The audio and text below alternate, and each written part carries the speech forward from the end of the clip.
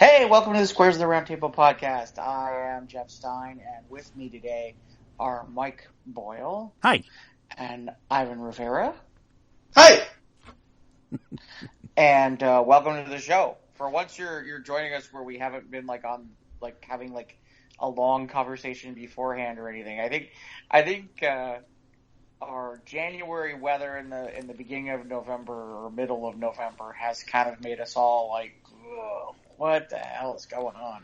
So we're going to hopefully kick things up a notch, spice things up, and have a good week. And, I'm thinking of some, we can't have spike eggnog because we have a war against Christmas at the moment. Right. But, we can find something, like soup or something, or I don't know. We'll figure it all out. But, Overstuffed ravioli.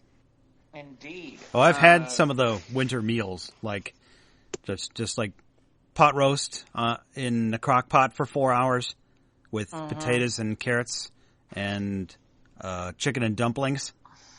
That's a good winter meal. I had chopped steak with mushroom and gravy, mashed potatoes, and mixed vegetables. Mixed vegetables. Yeah. I always wonder about mixed vegetables. Because it's like mixed vegetables. You can't name the vegetables. They're just mixed vegetables. It's like, I have shit to get rid of. What do we do with this stuff? We put it all together and we call it mixed vegetables. It's like a bag of Green Giant, Ivan? Yeah, or, just that stuff that comes in the bag and it's got corn and peas and green beans and stuff like that. Mixed vegetables. Yeah. See, I'm not a soup guy. But I'll have soup during the winter because it helps with your warmth. I like soup. I'm a big soup guy. Soup and sandwich guy, actually. We had a great minestrone bean soup that Julie made from scratch. Was really good. Ooh. And it had some nice pieces of beef in there. And then of course the traditional tomato soup with grilled cheese sandwiches is always good. Well, yeah. Yeah, so, those are the things I like in the winter. I do more soup in the winter months than any other time of the year. And it's just good. It just, brings you to life when you're wiping the snow off of the car and trying to get the driver's side door open because it's frozen shut. So. Yeah, we got about 3 inches here between last night and during the day. It stopped about noontime. Yeah, we got a little more than that over this way. Indiana, where Julie is tonight. Yeah, man, they're getting slammed. That lake effect. Yeah, they got really hard. Sucks. It sucks. Yeah. It's bullshit. Yeah. What is January going to look like? January better look like spring or something like that. Or, yeah. It's not. It was like almost 70 degrees in December. Yeah. Last year. We had something of a Indian summer, and I'm sorry, I don't mean to be politically incorrect, but that's how I've always known it as. Right. We grew up calling it. Yeah, Indian summer for most of the year last year, and then we had a pretty January it crashed, and we had a long ass winter after the holidays. I don't remember it being that bad in January. I just remember February being like total bullshit. Yeah, February was bad. It's like every year now, February's like, and here we go. 1 month of 28 days of hell. Ready? Yeah. Yeah, it's like, do I want to get out of bed? Do I want to leave the house? Do I want to do any of it? No. No. The answer is no. Just wanted to it's funny stay when in. Lewis Black talks about February, and he's like, he's like, why would you put Valentine's Day in February? Yeah. A day of happiness and love in the most miserable, worst month of the year. That is why it's in the most miserable month. Technically, Blue Monday occurs in late January, but the weather is the worst usually in February. Yeah. Oh, yeah. That's it didn't used to be like this. I mean, I feel like I'm like sounding like, get off my lawn. But I'm telling you, I remember times when, like, February, you could get a 50 or 60 degree day. Now it's just like, forget it. Yeah, it's like, what the hell? Yeah, snow sucks. So, Ivan, how you been? How was your weekend? Quiet. Just still resting up. I had to cancel out a few gigs this weekend because I still wasn't at my very best. So I didn't go out this weekend. I stayed in and just ate my fair share of winter foods and soup, and took in some television and watched a number of things on Netflix. I didn't get around to doing Dolomite, but I know you did. And, yeah, you saw Ivan's the total Netflix junkie now. Yeah, I know. Now that Ivan's got Netflix, he's like, yeah, oh my God. Netflix. I'm all yeah, man. Yeah, man. Oh, but I did. I've been working on some projects here at the house, and one of them being putting together that stereo that my friend Chuck gave me, and I've been making tapes. I've been making mixtapes, which is a lot of fun, which I haven't done in a long time. Currently, I'm working on a tape. I was working on a tape tonight. Did you guys ever make mixtapes when you were growing back in the early 90s? I used to, when my friends went to college, I used to send them tapes instead of letters when they were away in college, back in the early 90s. Yeah, I did tape letters for girlfriends and things like that. And mixtapes for my brother when he was, dancing, and all that type of thing. And just now, lately, I've been in the house and I'm just like, oh, what's this? And just kind of going down memory lane of sorts. I found one of our shows from March of 1999. Holy crap. Yeah. Wow. You would see. Holy crap. That's 20 years ago. Yeah, so, and I found, and believe it or not, it actually holds up. And Jeff was supposed to appear on the show, but for whatever reason, he didn't. So I kind of did a throw together News of the Weird toward the end of the program. It was pretty funny. Yeah, so I'm just like going through this big box of tapes and things and just reminiscing and going through records. I cleaned up my doo-wop box, which I've seen you had all those 45s on your mattress. Yeah, and it was crazy because no. He had a mattress underneath his 45s.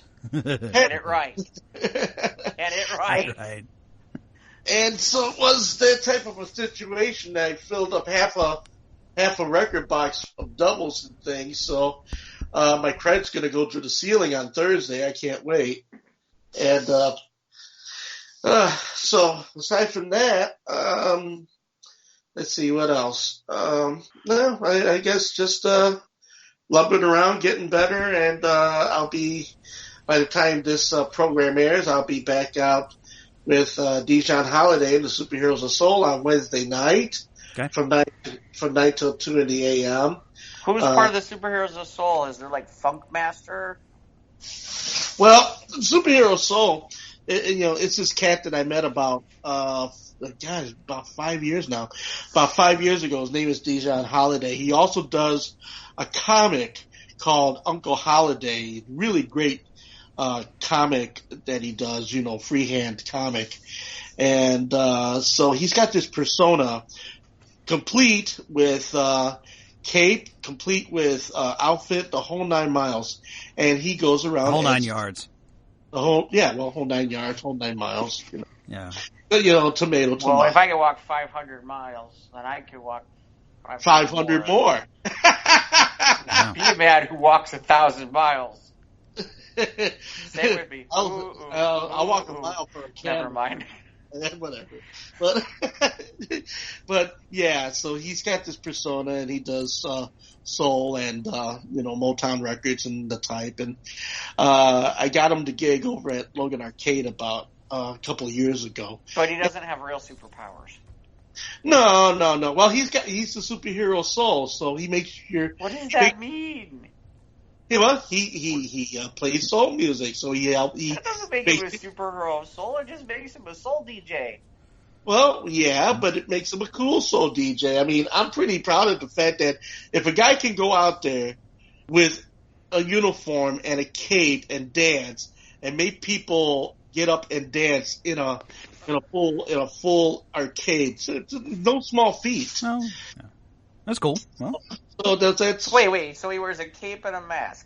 Not a mask. He wears a mask.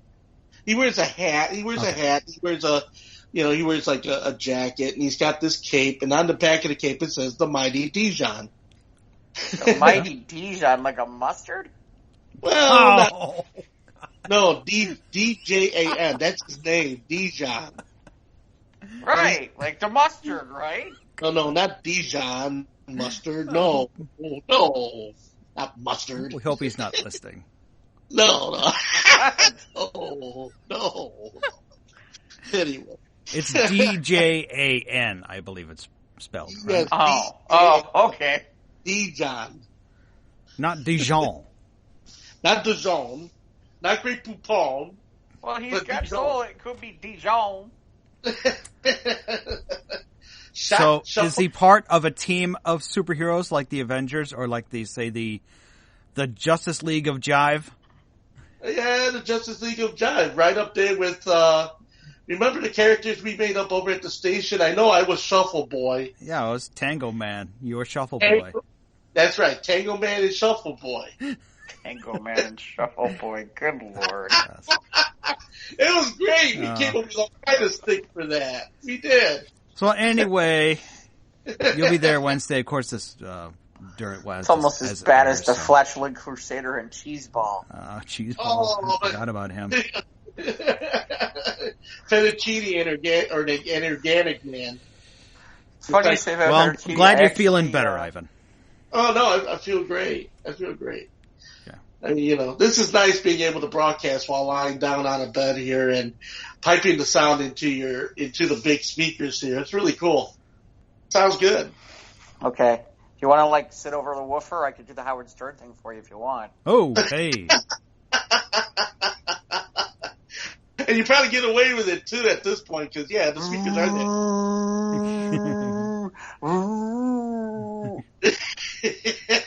There's no way that...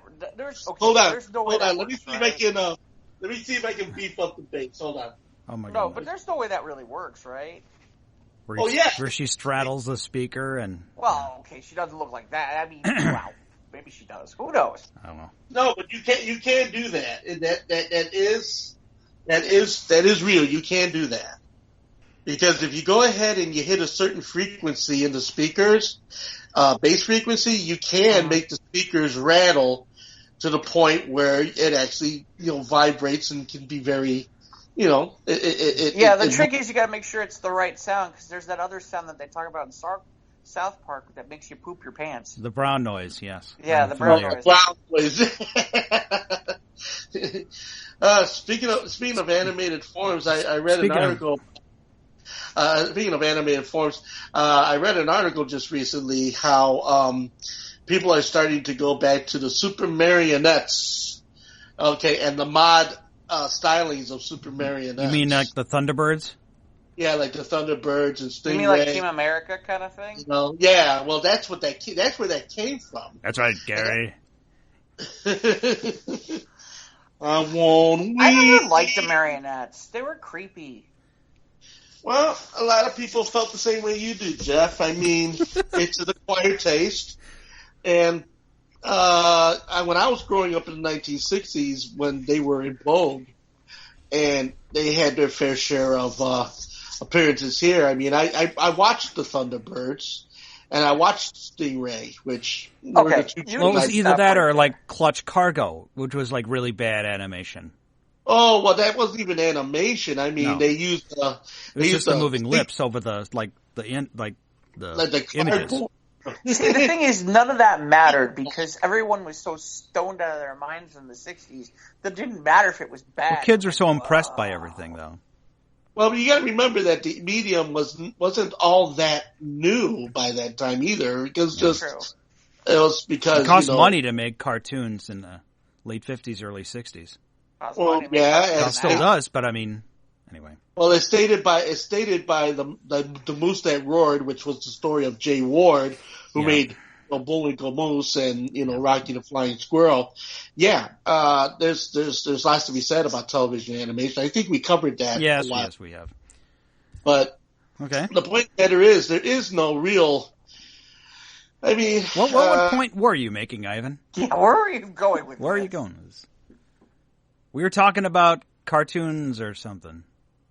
I was, you know what? I had in my head, and I just had a brain fart, and I lost it. Okay, so Jeff, how are you doing? Really, as long as we're on cartoons for a second, did either one of you see this new teaser trailer for this new Scooby-Doo animated?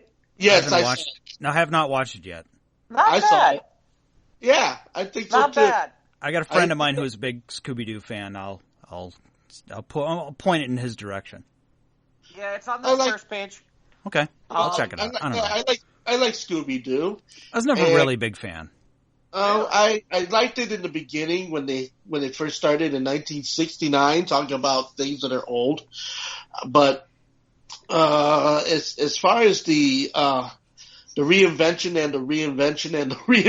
that has happened 50 years since. Yeah, they have really, really. Yeah, it's been on for what 50 years now. Well, I think 50 the problem years. has been one of the problems I've had with it is as time has gone on, they've tried to make it like when I was a kid. They used to have all the little stupid skits that they would pull on the monsters and stuff like that, and that kind of stuff seems to have gone by the wayside in a lot of the more recent versions, and I'm not sure why. I guess they tried to make it trendy and modern for the new audiences, and unfortunately, the new audiences today don't have the patience to sit there and try to go through go through a whole episode waiting for the situation to happen. Jeff, you haven't watched the one where the gang of Scooby-Doo meets John Cena? No, I haven't seen that one. No, and that's like I said, a lot of the ones that they were doing like on the most recent ones in the mornings or the cartoon strip blocks. I just found them to be like they were too busy trying to make it too realistic. And so you lost some of the real humor, which is like all the little skits where like they would have like the hot dog stand or they would do weird things and all that kind of stuff. And that stuff kind of seemed to disappear in a lot of those newer versions. It seems like the one that I saw today, at least it felt like it felt kind of like an older. Well, it felt classic. Yeah, it felt more classic. It felt like it went back to there's one scene where they got beamed up to something and Shaggy thinks and Shaggy's like, "Do you know where we are, Scoob?" And Scoob goes, "IKEA." Funny. And Shaggy said something else entirely. And Shaggy's like, "What did you say?" And Scoob's like, "Oh, nothing." But it's like they figured out how to make him funny again. So I was like, there we go. That'll work. Yeah. That'll work. I'll take it. No, like I said, let's see. What did my week? What did I do this? What was my week like this week? So I learned. So I went to I went to watch some humorous speeches at a couple of competitions for Toastmasters, and in it, I learned an important thing. Apparently, there is such a thing as competitive pole dancing. What? Competitive pole dancing. Yes, I learned this. They asked they do this interview section where they talk to the different people and they ask different questions. And the MC was like, "I want to ask you about the fact that apparently you're a competitive pole dancer." And I'm like, "What?" I'm like, and the worst part is, I hear this, and 3 people dart me looks. So I'm like, what? I didn't even say anything. They're like, we know what you're thinking, though. What? But they know you, though, Jeff. Yeah, I know. That's the problem. So they're already calling you out without calling you out. No, my favorite is it was funny. I'm like, how do I sit there and ask silly questions to her and not get in trouble? It was funny because I did get away with it. I was like, so you did that? And she's like, yeah. And I said, so how do you get to be a judge for that? And she's like, oh, you have to, she's like, oh, you have to have been like a coach or something. And I'm like, well, I think other people have a pretty good idea of what it takes to judge professional pole dancing. And she's like, well, and she's telling me about how the strength and all the stuff you need to do. And I'm like, it does require some physical prowess. It does. Well, the funny part is I know this because I've spent way too many time with strippers who I've watched do things and told me things and showed me things, but I couldn't tell her that because she's sitting right next to, ironically, her parents, which she's doing. She's telling me this, so I'm like, yeah, I had some friends of mine who were professional strippers, and they used to tell me about it. So I'm like, oh, okay. What's also very crazy. I mean, you have some of these places. Reminds me of a story.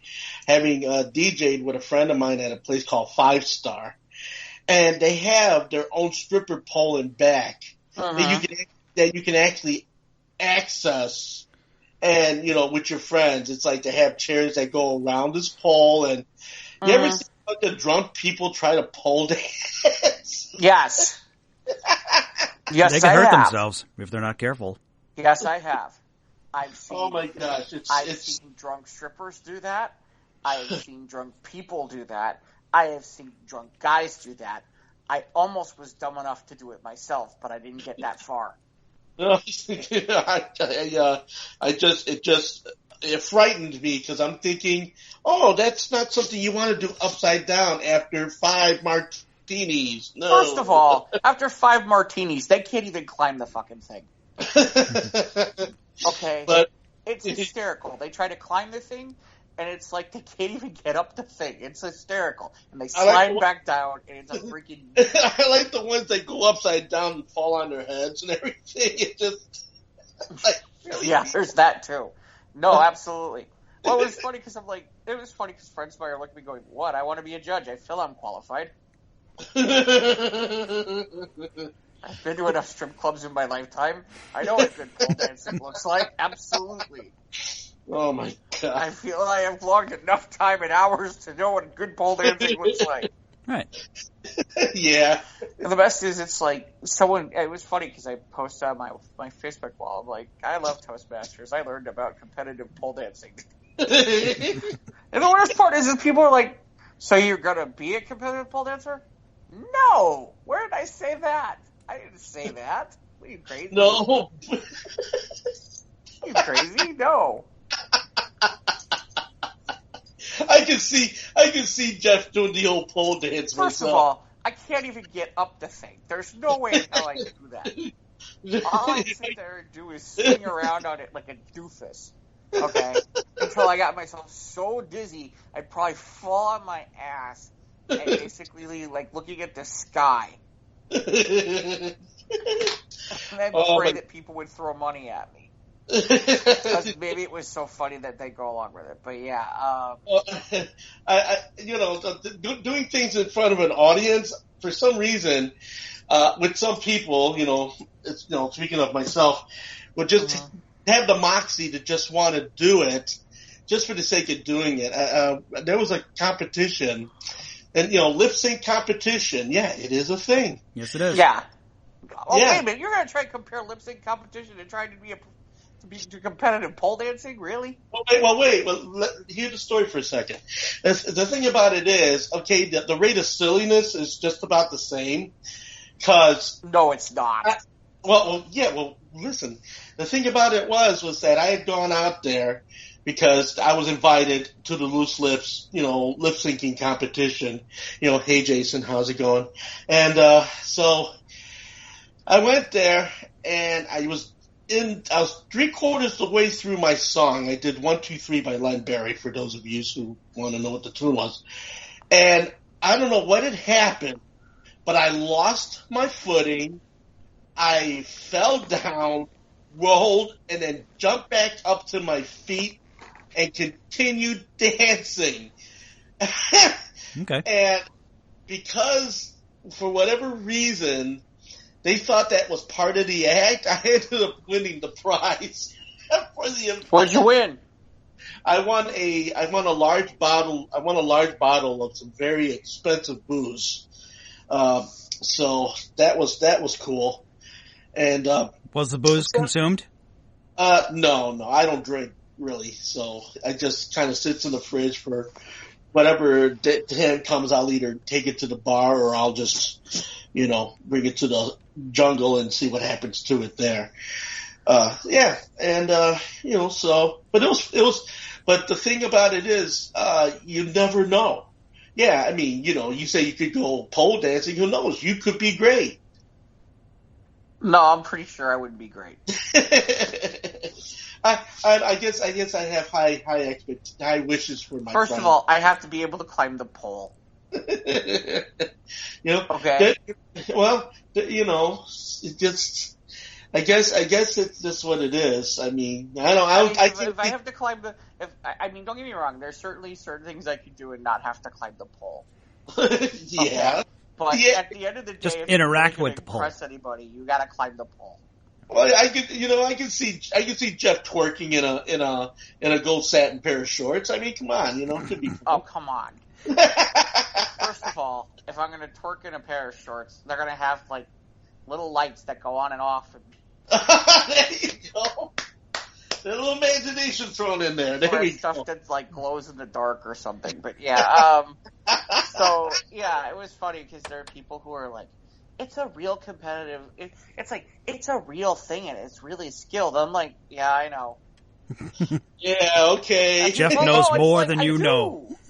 I do. It's like if anything, I'm like, it's like I know better than you. Trust me, I know better than you. You're all a bunch of freaking. It's like most of you have never been to a strip club. I've seen some women do some things on poles that are quite impressive.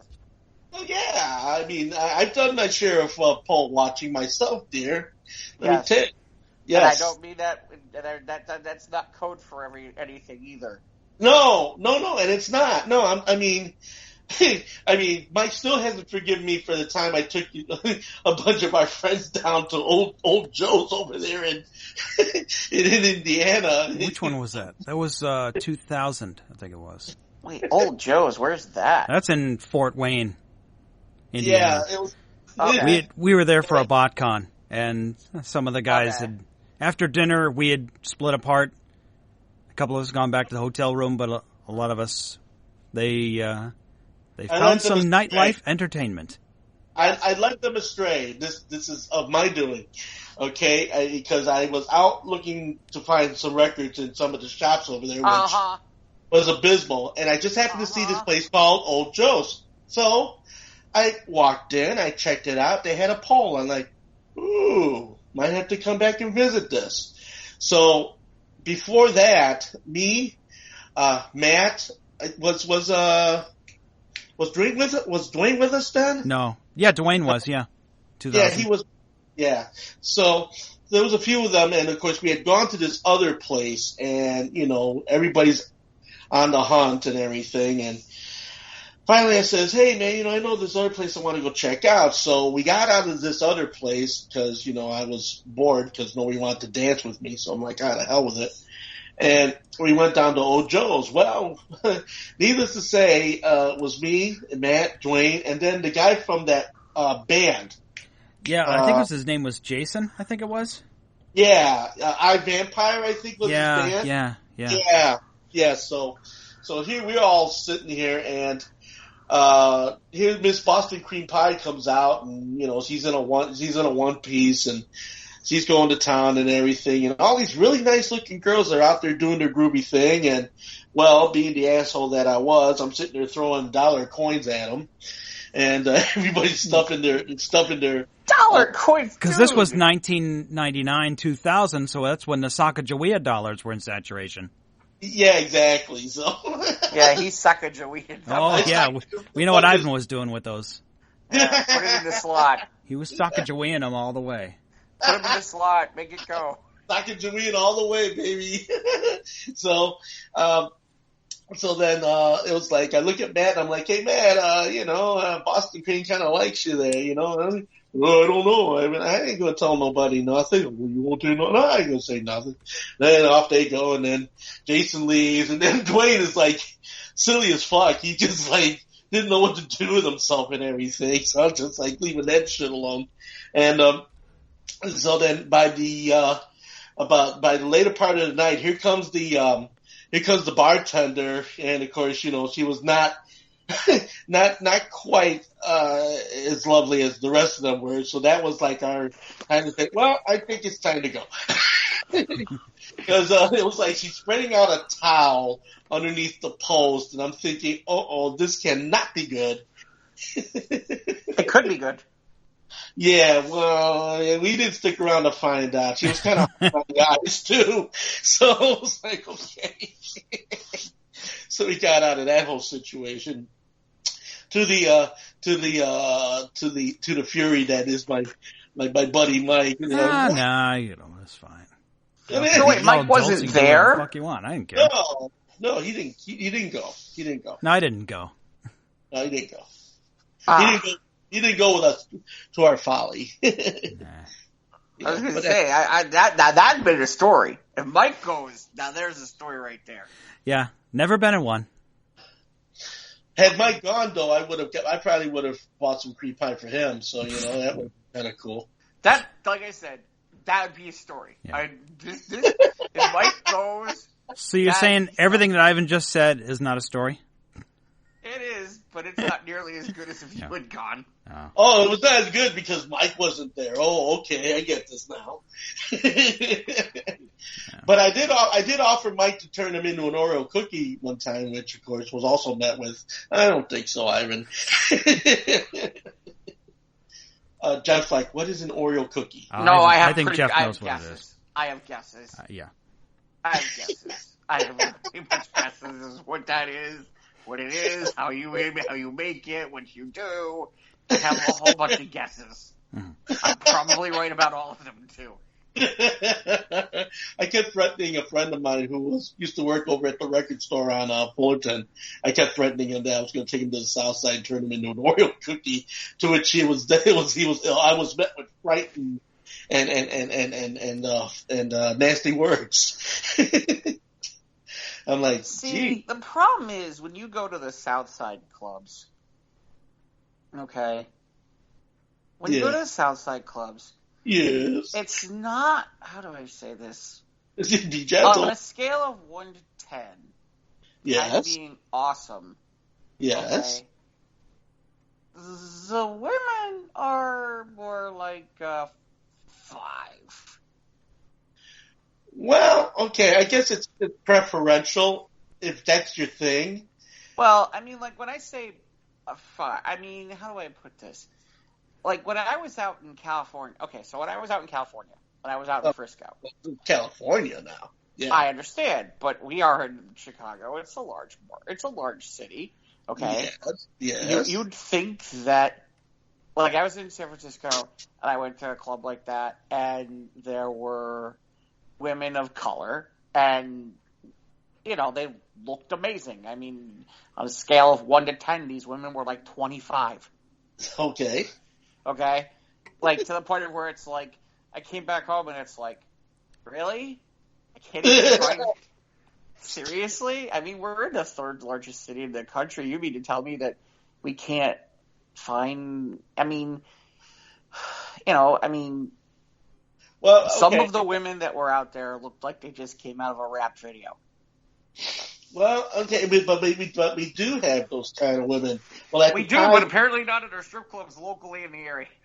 Well, all right. I can't speak for now, but I can only speak for the time and place when I used to work out that way. And I mean, I did my share of lingerie shows, yeah. And I've done my share of, private parties and things of this nature. And let me tell you, there are a lot of very, very beautiful women. They're women of color. Hold on a second. I'm not saying that there aren't. I'm just saying. How do I put? I'm gonna get into trouble. There's no way I can talk about it. It's the level of. I just feel like I feel like the level should be a little. So you bit haven't better. been to any strip joints this week, Jeff? No. No, not this week. Okay. I haven't been in a while, actually. To be honest, it's been a really We all should long go to a time. strip So club. what? 10 years? No, I wouldn't go that It's far. been less than 5 years. More like 2 weeks. No, it really could be about 5 years. It could be about 5 years. Okay. It could be about 4. or Do you 5. miss it? I mean, now you used to go like before the smoking ordinance. So it was places like usually just full of cigarette smoke. Oh yeah. Did that bug you? Not really. But you came home smelling like cigarettes. And you don't smoke. No, honestly, usually I didn't come home smelling of cigarettes. See, as I was Of other things. I was going to say. Yeah. Now, women's perfume? Yeah. Yes, I smelled like women's perfume on many occasions. And this is before body glitter. Did you get glittered? Yeah, I've walked home. I've walked out of there with body glitter. I've walked out of there with lipstick. Perfume. Yeah. Did you walk out with any panties? Stockings. Good enough. Stockings. Any There was the garters? one time where I didn't have underwear when it was over. Ooh. Garters? No, my underwear. Whoa. Somebody went home with your drawers. Well, that's not exactly how it went. That's an entirely different story. Oh my gosh. That was the time that the 6 foot tall Amazon woman ripped my freaking underwear off of my body on a stage when I was drunk when I turned 21. Oh god, that's hot. Amazon woman, that's hot. Yeah, she was like, her name was, what was her name? Bunny Glamazon. Glamazon. All right. Bunny Glamazon. Yeah. Glamazon. I think that's the name of this week's episode. Is that good? Bunny Glamazon. That might not. No, it would be cool. Okay. They had a Transformer called Bunny Glamazon. I can see it now, man. Oh. I used to have a picture of a Polaroid where she took the. Am I going to admit this out loud? Okay. There used to be a Polaroid. It's gone now. I know it's gone. Where it was the elastic band from my underwear. I was wearing like a headband. And I look, and I'm sitting there, and she's sitting on top of me, and I've got her boobs in my hands, and it looks like I'm a small child trying to suckle them all. Yeah. Oh, you're my hero, Jeff. Maybe about 10 years ago, we found a photograph of the boss's son at a strip club where he was getting a motorboat between a stripper's tits. Wow. Nice. We were going to use it to incriminate him somehow because we knew that his grandma was giving him money or something like that. So is that grandma's dollar bills you're stuffing down that G-string or something like that? We never acted yes, on it is. I have no shame. No shame. Yeah. Oh my gosh. That's You know what? My comment to you would be on that, Mike. Could you try that with me? Does Grandma want grandchildren? Ooh. She seems like a nice girl. Yes. Yeah. Pretty Somebody friendly. wanted to bring home- She was. Somebody wanted to bring home We had a the good Very time. affectionate. Oh God. So there was that this week, and then we obviously need to talk about the Joker. All right. We'll get into that in a little bit. All right. Yes, we will. Yes, we will. Oh my God. I've been saving this for a week. Watching any TV?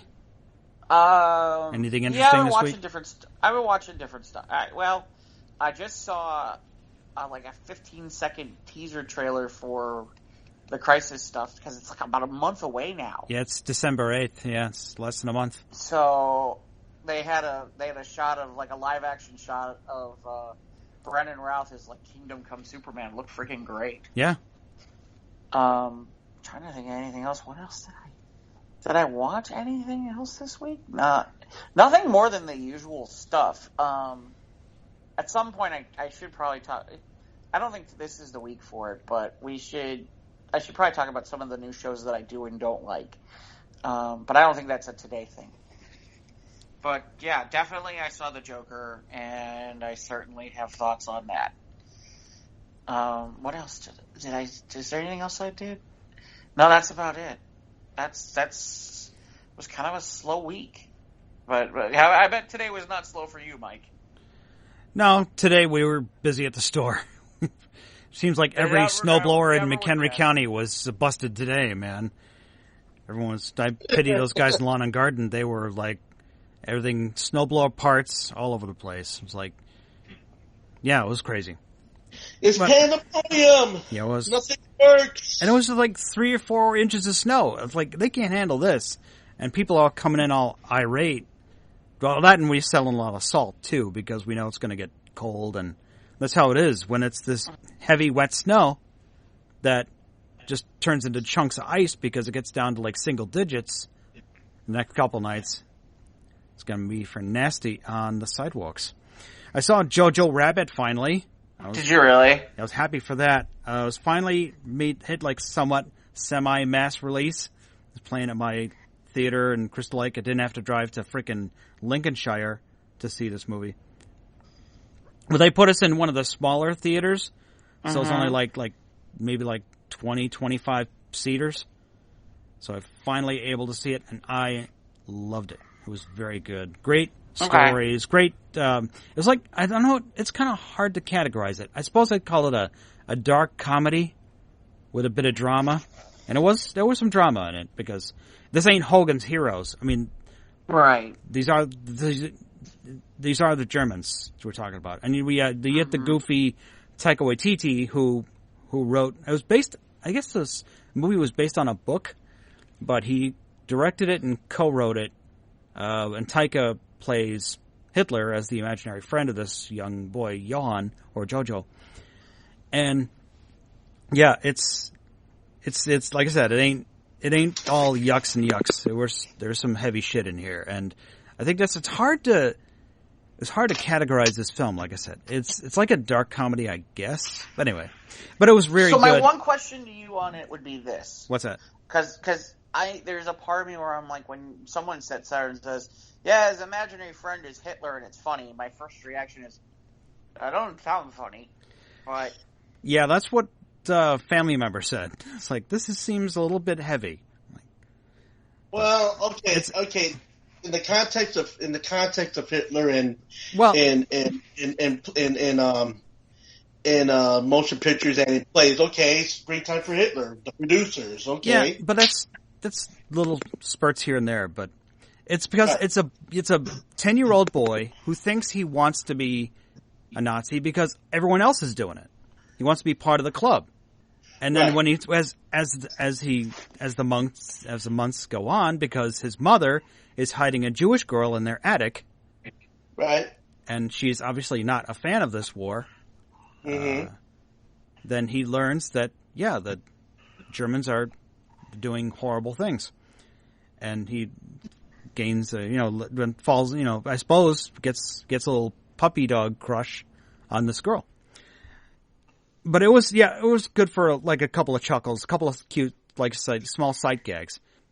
But it was still a very good story. I enjoyed it. And I liked Sam Rockwell in it. He played like the demoted soldier who was like relegated to look after these kids in this little town that they're in. And he's like a mentor kind of figure to Jojo. And like I said, and Scarlett Johansson's in it. She was good too. Rebel Wilson I can kind of do without. She had like just a couple of, wasn't. Yeah, there are very few movies that I've seen that Rebel Wilson.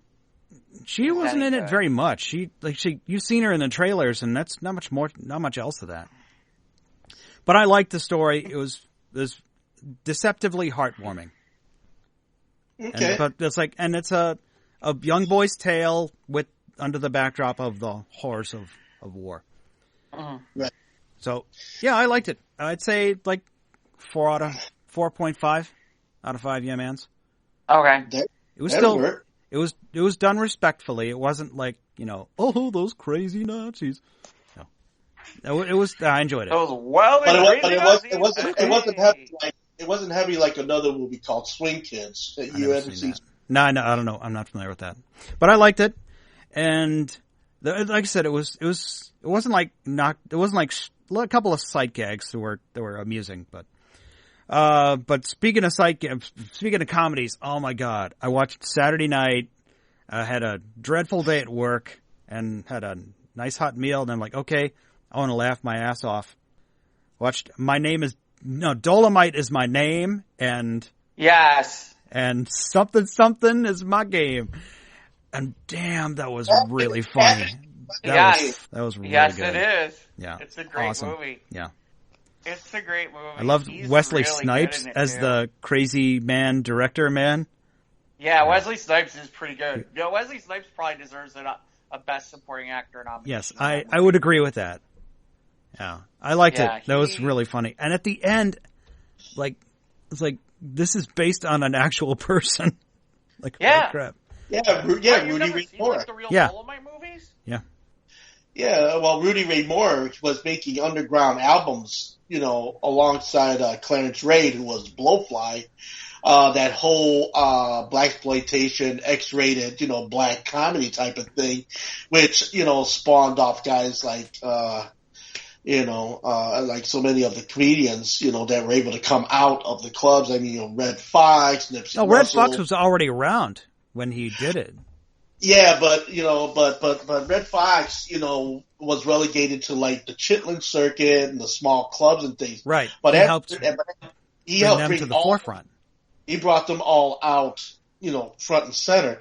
And and of course, from what I've read, a great vehicle for Eddie Murphy to come back on, because now he's back in his element again. Yeah, well, I guess he did a serious role for this other film called Mr. Church. I'm going to watch that soon again. Soon for the first time, obviously. I want to watch that. I heard it was great. It's a serious role, but it's still he's very good performance from Eddie Murphy. But yeah, and he did a great job in this film. I remember when he did Dreamgirls, and they wanted to get, and I think he got a Best Actor nomination. He was nominated for Best Supporting Actor, I believe. Right, and he was all set to get it, and then that stupid Norbert movie came out, and they during it, and everybody's like, "How can you do this horrible movie?" And then it went goodbye. Hey, it got him a paycheck. Then all the Dr. Dolittle movies that followed in that thing. No, that was before. No, I think those were before Norbert. Yeah. Those before Norbert? Yeah. Oh, yeah. No. This is Norbert. Norbert's one of those movies where everybody was like, this is so abysmal. But, yeah, Ivan, it's on Netflix. Go see Dolomite is my name. I'll go see it. Yeah. Yeah. And, you didn't see it, Ivan. You didn't see it? I didn't get a chance to see it because I was busy doing other things. Okay. Busy doing other things. Other things. Stuff. He was doing stuff. Got it. Stuff. And then Sunday we had our game night, and man, it's it was an engaging game, but we finally understood it because the rule book and the campaign book were split in two, and there were two parts of the same puzzle. One of each person, each of us are trying to read from parts of it, and we're not connecting the dots. And you have it. It's a decent game, but the rule book is just so poorly made. Game? The game is called Mice and Mystics. Okay, what's it about? It's about a band of heroes who get turned into mice by this evil queen, and they got to make their way through the castle and warn the king. Mm-hmm. And it plays like a storybook. On the way, you find the queen's minions who have been turned into rats, and they're trying to get after you, and then you have other creatures like spiders and centipedes and roaches trying to get you.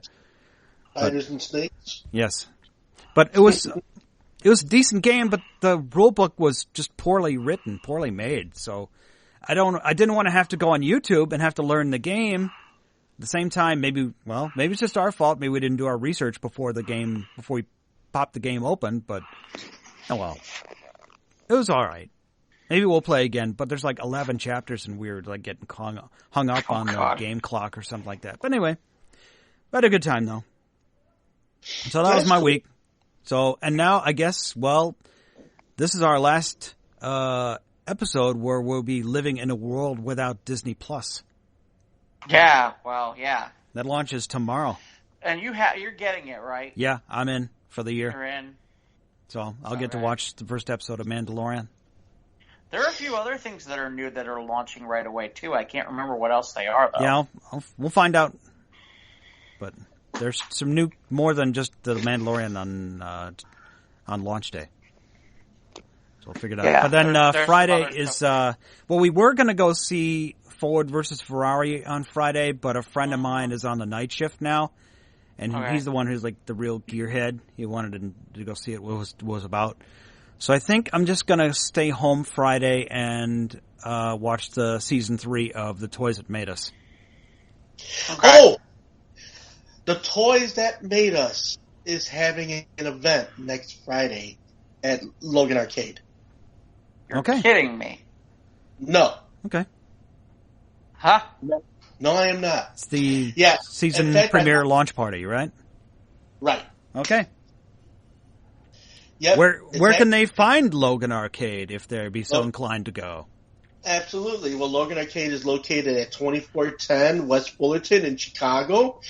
Of course, from what the aforementioned of the superhero Soul D. John Holiday and I will be there from 9 the mustard to 2. Guy. No, not the mustard guy. And so we'll be there on Wednesday, and then that event is happening next Friday. All right, we'll post a link on the Squares page. Okay, See, now I understand why he's a superhero. He's Mr. Mustard. No, Mr. Mustard. Not to be confused with Colonel Mustard. No, not Colonel Mustard or Captain Underpants. No. Why are we talking about underpants? His I name don't is know. Dijon. Because you wore one on your head? I don't know. Well, yeah, but I don't know anything to do with the fact that his name is Dijon. All the millennial comic fans will be like, Superman wears his underwear on the outside. No. You were. Well, the problem is he these made kids it wore cool, underwears. man. He made it cool. Okay? It's called padding, you little loser.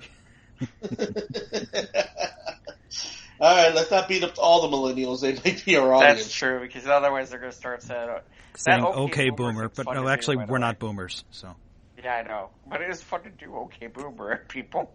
Well, wait a minute. I'm a boomer. Excuse me? Oh yeah, that's Okay, right. boomer. Ivan's a boomer. I'm a boomer. Okay, boomer. Okay. Dude, I told you you can't it's do fun. that just to any... Oh my god. What?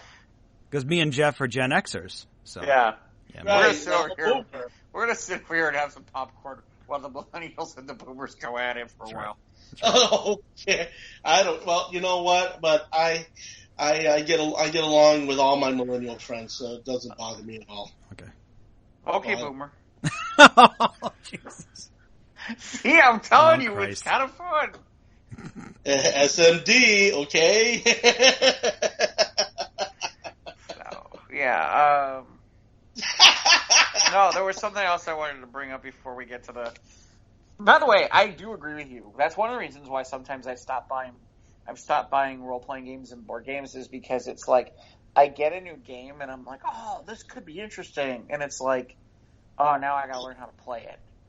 It's bullshit. And it's like, I don't want to read the rules. I just want to play. Can we play? Because, they rely on me to read because I'm the one who reads the flavor text in the funny voices to add the little bit of character to the little flavor adventure. that flourished in. See, this is where gaming conventions do come into play because it's like you can go to the gaming conventions and you find people who are playing these games and they'll kind of teach you, but at the same time it's annoying because, well, they're gamers. Yeah, and we're nerds. Yeah, it's like, well, today I'm going to teach you this, and you should know this, and this is why you do this maneuver and this maneuver. It's like, oh my god, please, just teach me the game. You're not following the game turn sequence. Right. Well, each 20-sided dice. 20-sided dice. No, that's well, yeah, that falls into my category, but yeah. That falls into my category. The character sheet. Is your character sheet complete? Did you complete your character sheet? Then you can't play unless you have a completed character sheet. Okay? And it's not a 30-sided die. It's a 20-sided die. Okay, Boomer. Hey, you're right. This is fun. I'm done. See, now in fairness with role-playing, the problem is with role-playing is it's like, if you just stick to the basic usual suspects, like if you just do the regular D&D or stuff like that, then you're fine because you always have people to play who know how to play. But if you see something interesting, like if there's like a Stargate RPG, like for example, and you go to you're like, oh, this looks cool, I want to play it. Let me give you a hint. If you buy all the books, guess who's the GM? You're right. You. Never mind, you wanted to play it.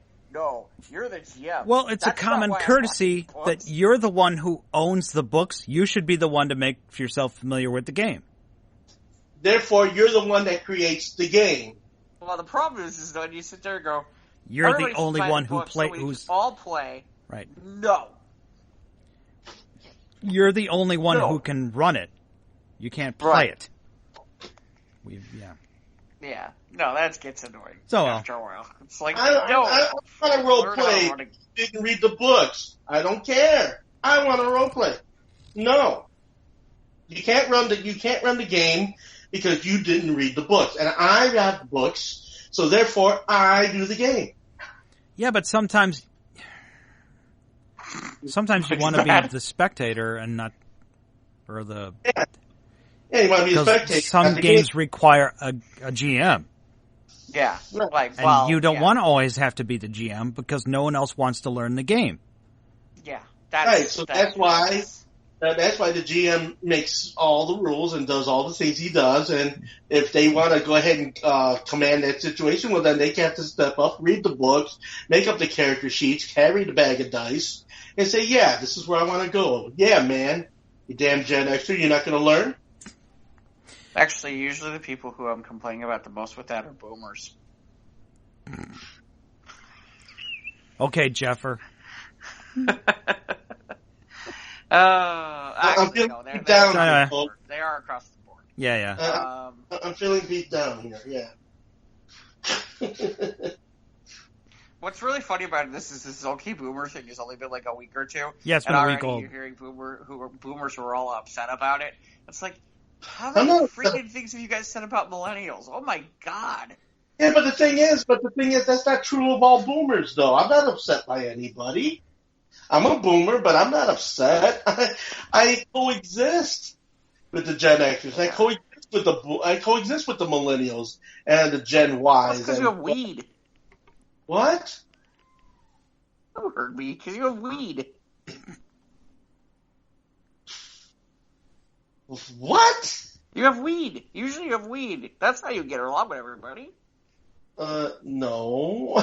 But okay. Yeah, okay. It's medicinal. That's medicinal. Uses Not much longer. The THC. Not much longer. You don't have to have medicinal much longer. Less than 2 months to go. I was glad I didn't have to run the snowblower yet.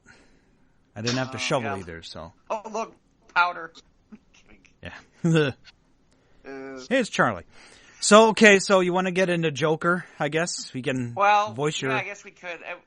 I did want to real fast. There was an interesting piece that I think I put this on the Squares page about going to movies versus streaming at home, and where apparently,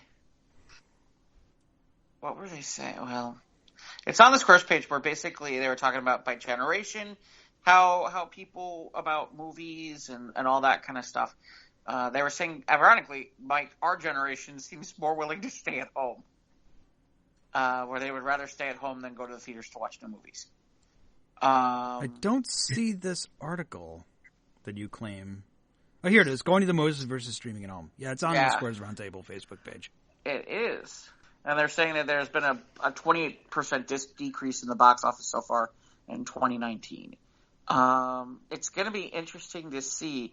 Like I said, there's some interesting stuff here about how it looks in terms of generational Like, for example, by generation, every one of the generations is over 60% on they would rather watch movies, new movies, basically essentially at home than in theaters. So that's kind of crazy. Let's see, movie going frequency once a year or less is 92%. People who go monthly is only about 50%. So that's that's interesting. Say, I'd categorize myself as someone who goes to the movies like monthly.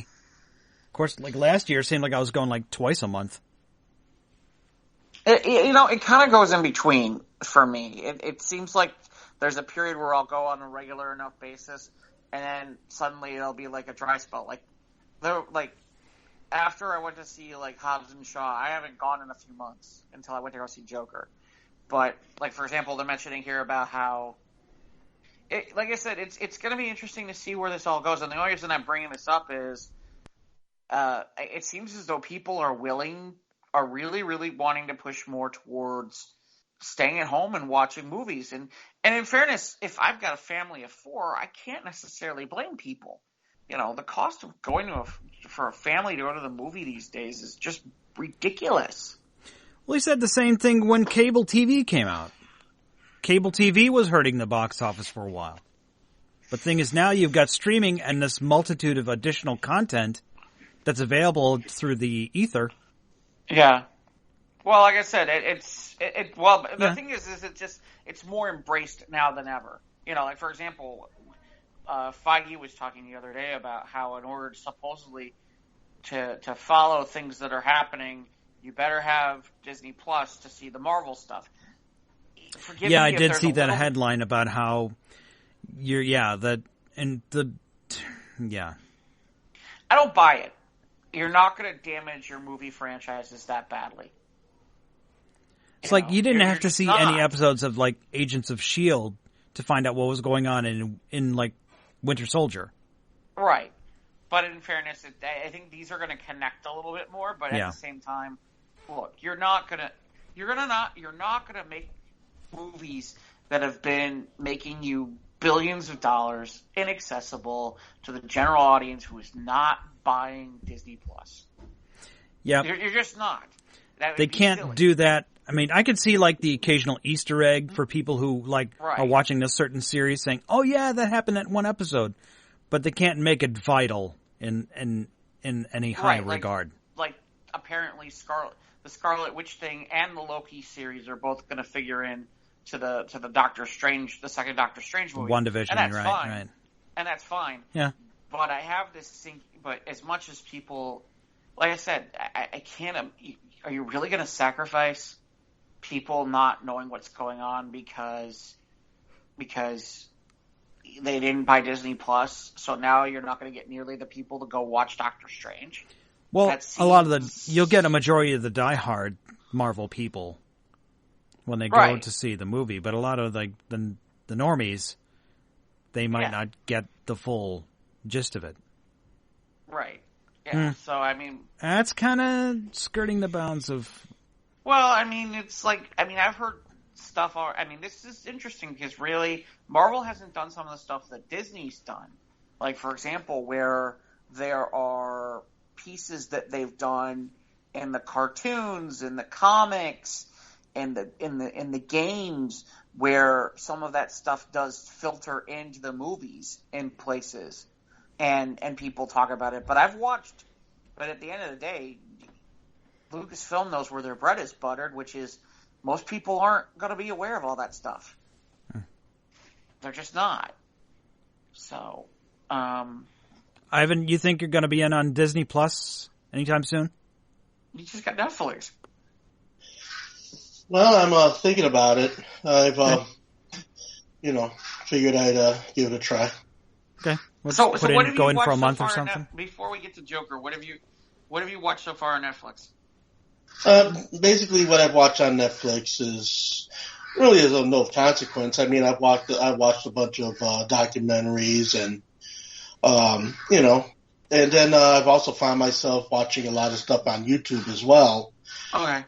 Just very specific, things that interest me. So, but as far as the Disney Plus enterprise, well, I mean, I probably could see, holding on to it for maybe, try it for a month and see what it does and all that. I mean, I might like to see some of the older series and, maybe an occasional cartoon or two or whatever, but I don't know if I'm going to invest in a year's worth of it though. I mean, it would depend on what I do with it, in the initial sense.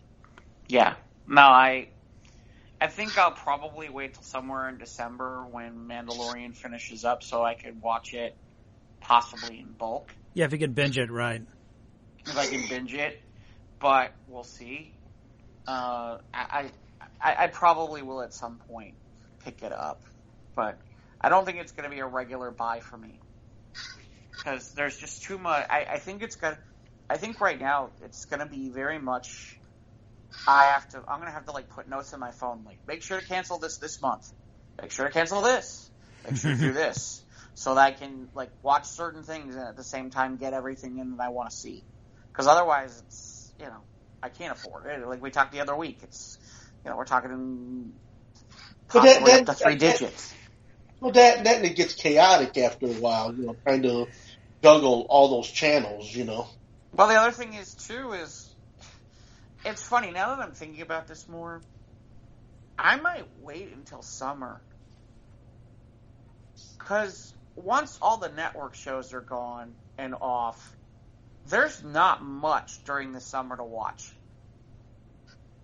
Well, no, and suddenly there's no content. I mean, if you're looking for something to watch on TV, it's there's the Tumbleweed that just went by.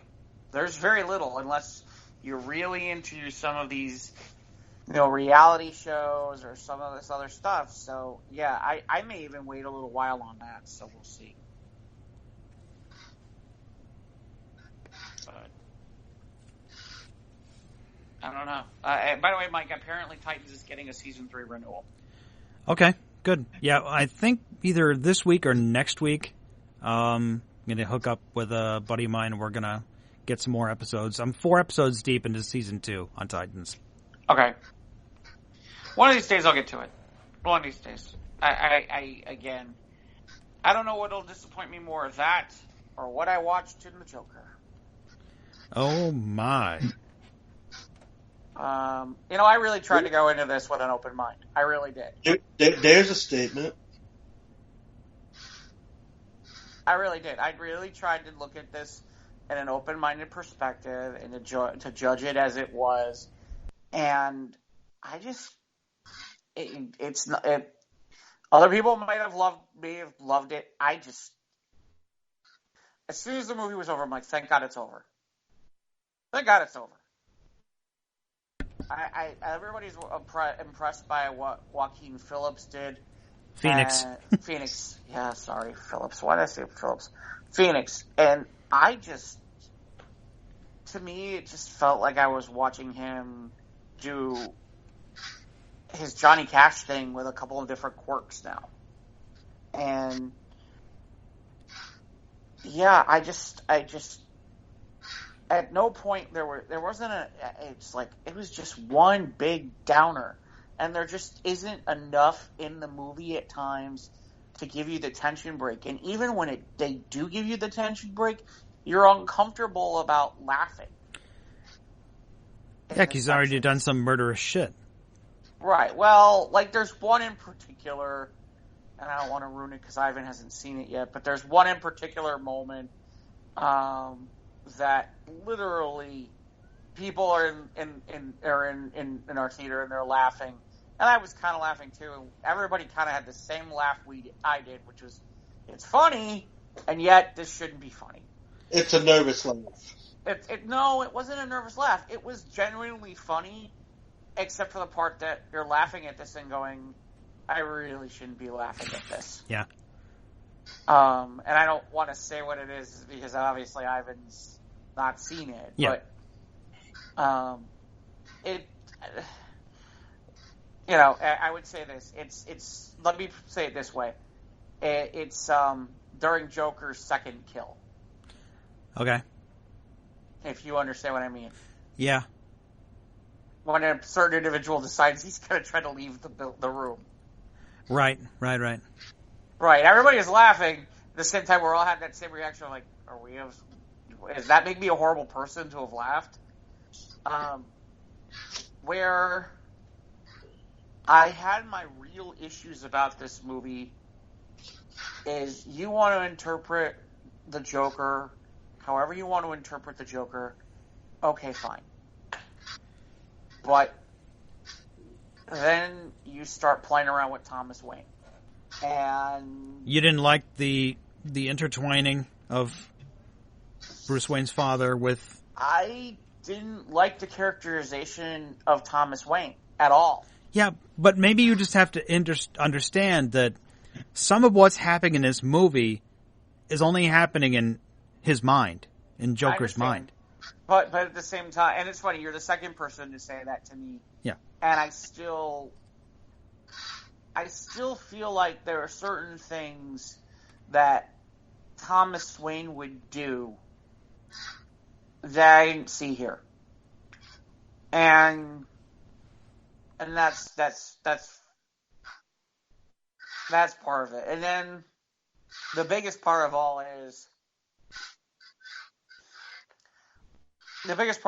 basically the final scenes where essentially the way that they play, Todd Phillips plays this off is I just feel like he just castrated the entire origin of Batman. I mean, I really do. I mean, you make the Joker out to have kind of a heroic thing going here, and then it was especially with then how he has certain things lead to certain events. Yeah, I take issue with it. I take issue with it. I take issue with the fact of how now this really affects how the narrative goes about Batman and how Batman is formed and why Batman is formed, and that Batman isn't the person who I grew up reading and watching for decades. Yeah. I just didn't like it. So what you're saying is, in the representation of Joker, it gave you the feeling that he just totally dismantled everything that you've ever believed in Batman. Well, I think he tried to. Or tried to. And I think that he did it for the sake of making the movie the way he wanted to make his movie and to have his point of view. And I just don't know if you were going to decide to take a lot of the background information from Batman and you decide you're not going to use it. I'm a little confused as to then why you need to do some of the things that you ended up doing in the end anyway. I just don't, I don't get it. I don't, maybe just part of the city rubbing off on Thomas, because he's not just wasn't just to pun the phrase, white knight, as this philanthropist doing good for the city. I mean, he had a dark side too, apparently. Well, in other words, you're saying that Thomas Wayne had his own agendas? Not his own agendas, but he just wasn't as pure as the wind-driven snow as Bruce would like to believe. Right. Growing up, spending his whole life avenging their deaths. So basically, Thomas Wayne had his own seedy underbelly of this whole situation. I wouldn't say. Without you seeing the movie, it's hard to explain. But like I said, I'm trying to understand the basis of what you guys are telling me. Yeah, why you didn't like the portrayal of Witch, or is it just you think it was overhyped? Or? I just don't like the characterization. Okay. Based on things that are out there on the character of Thomas Wayne and some of the aspects within within the movie, there are things that I would sit there and I would say, okay, that's not how this individual would operate. That's not Thomas Wayne's MO. Right. Now, granted, yes, there are other perspectives, and there's one particular instance where they say something, and they talk about Joker and the childhood and the mom, and I gotta be honest, I'm sitting here listening to this, and I'm like, I'm confused. Why did she ever get him back? That doesn't even make any sense. Right. If she had issues, how was she still in custody? Right. And that doesn't make any sense. Yeah. That also doesn't make any sense. Maybe it's he just, okay, I don't know. How did that happen? Whatever. That Okay. This is a situation. This is in a few cases in other movies where they try to do a standalone situation. It's a matter of research, and obviously the people who wrote this didn't do as much research as they should have done. That has nothing to do with it. The person who did it has basically said they took everything you know about anything you've read in the comics and tossed it aside to create their own thing. They even changed the name. It's not based on any comic. Okay, Right. So basically this is just what happens in Joker's mind and the representation of what happens in Joker's world, because it is the Joker and all about the Joker and nothing more than the Joker, and everything else is just kind of, left to languish because of it being what it is. I guess here's my thing. You want to make a Joker movie in which you talk about how the Joker is created? Fine. Yeah.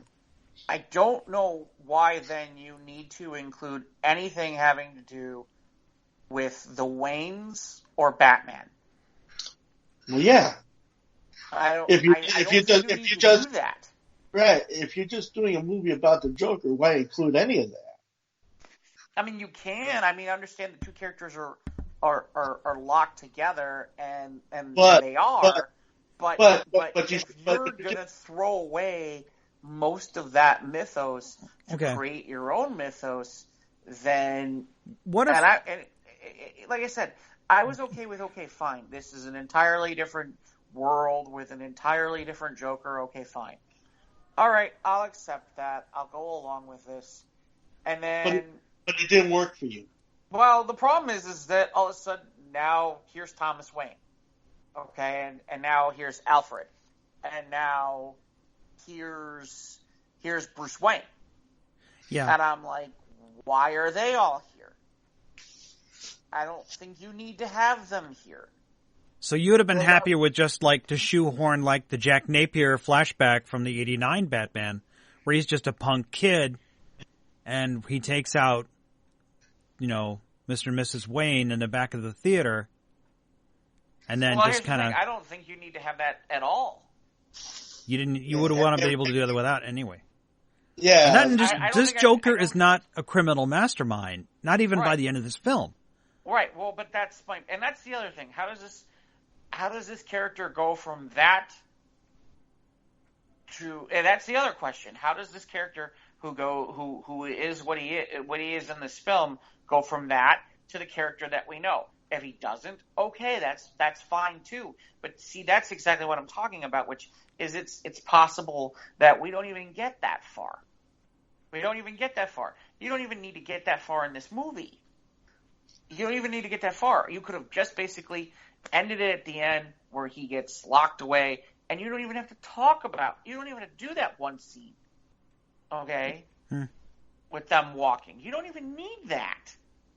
But apparently you did. So would you give it how many out of 5 yeah-mans? Oh, I'm sorry. And the other part was it took forever for him to become the Joker. Forever. I mean, okay, I get it. So they milked it. I get it. I get what you're trying to do. I get where you're trying to go. I get what you're saying. I understand everything you're doing. But man, you could have cut a half an hour out of that movie. It just takes forever for him to become the Joker. Well, they just milked it for what it was worth, I guess. I know whatever a lot of other people are going to say what it is, but I gotta be honest. It's one man. One. And I'm being generous. So you got one yeah man out of it instead of 0. So what did you like? That's a good question. The box of popcorn. It wasn't free.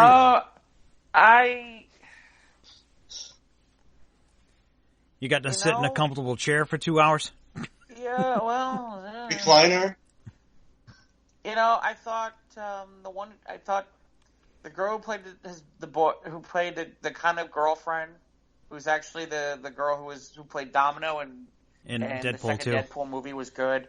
I somewhat enjoyed De Niro, although I didn't feel He's just like De he Niro stretched being real De far. Niro.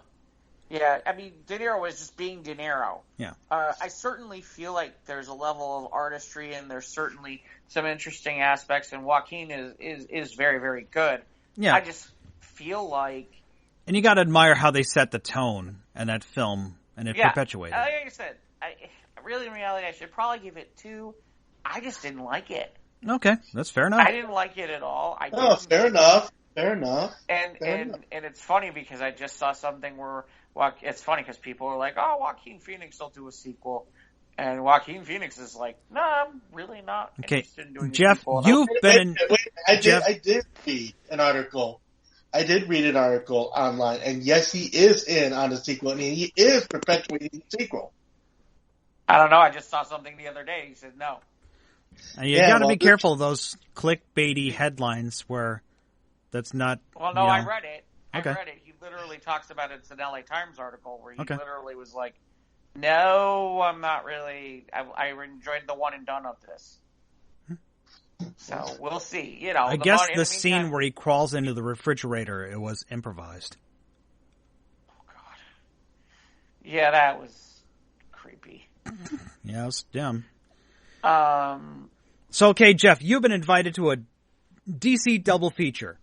Joker or Justice League? Which one would you watch? Oh, Justice League. Okay. Oh man, that's bad. If it's this ranks below Justice League for you, then it ranks below Green Lantern. Whoa. Oh, damn. Hey. Whoa. Wow. It might rank for me below Catwoman. Oh. Well, Catwoman at least had some nice visuals. Well, yeah. I mean, Halle Berry, come on. Okay. Look, I'm not saying it's not. It's just. And you're not being just like kind of counter cultural kind of just. You know what I mean? You're just not doing it just not because you don't want to follow the herd. Why people like it, and that's why I honestly got 1 star is because I get why people like it. I get what people liked about it. I understand all that stuff, but I just feel like. Yeah. I also heard a lot of people were disturbed by it. In fact, it was disturbing. I don't think I need to see it again. I liked it, but yeah, I would honestly, if this movie, the only way I would probably ever see this movie again is if I'm flipping through channels and I happen to catch it, and not even at the beginning. If it was closer near the end, and that was available, I'd probably watch for a little bit. But I have no desire to see this movie again. Well, not that you guys have put it in that context. I don't think I want to bother. I mean, just see. No, I think you should, because honestly, I think you should see it, and the reason I think you should see it is because it was a good performance by Joaquin. Is because really, in reality, my perspective is different than yours. Mike liked it. Yeah, it's not movie of the year, but I still liked it. That's my other problem. I have this feeling that it could end up being the movie of the year, and I don't think it is. Well, I don't think it is. And I don't think it's going to be Best Picture. No, but I got a feeling from, here, let me balance between, you, Jeff, and Mike, and what I'm thinking, not Best Picture, no, but I'm sure it's going to get a lot of probably technical awards. It'll probably get... I don't think there was a single special effect in this whole movie. Right. No, not really. Maybe just a couple of CGI shots they might get costumes, but they might get costumes or music or music for costumes for editing writing or cinematography for its cinematography visuals. That's what I was kind of aiming for. Or original screenplay or who knows, maybe Joaquin Phoenix might end up getting best Best Actor for it. Who knows? Yeah, that's. I see him getting a Golden Globe, but I don't know if he'd get the Best Oscar. I don't know. Tom Hanks is going to be freaking Mr. Rogers here in a couple weeks. Yeah, that'll be interesting. And it's funny because you've seen Dolomite now. I definitely think Eddie Murphy deserves an Oscar nomination. Unfortunately, I don't think he's going to get it because the way it looks like the way things are shaping up. How many Best Oscar nominations are going to go to The Irishman? Well, that'll be interesting too. That'll be interesting too. I think with the whole Irishman thing, okay, all right, look. This formula has been done before in the movies where you get all these powerhouse people all in one place. But, many a star, not a good movie make. So, I mean, a lot of people that have put it on the Ethernet, say, oh, Pacino, oh, De Niro. I'm not watching because of De Niro, that type of shit that, has been going around and everything. And I'm thinking to myself, from what I've seen in the preview, looks like a movie I wouldn't mind watching because it kind of reminds me of Once Upon a Time in America. It kind of gives me that kind of a vibe. Have you ever seen Once Upon a Time in America? I think I have, but it's been a long time. No, I've not. Yeah.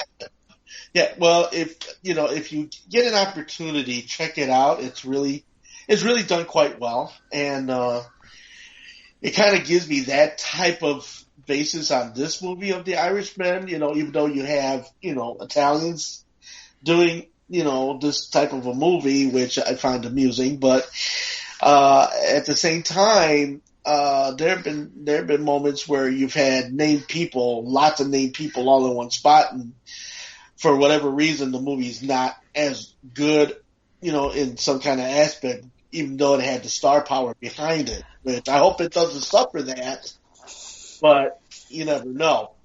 I think Irishman's going to be interesting for a different reason, and that is one. I think that Scorsese's been out there talking a lot, and some people he's galvanized, and some people he's pissed off. Well, yeah.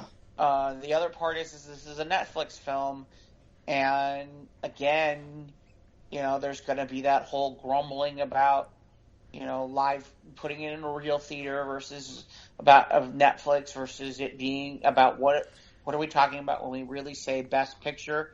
And what is that defined as, and where it needs to go? The other thing, and I'm surprised it really hasn't happened yet.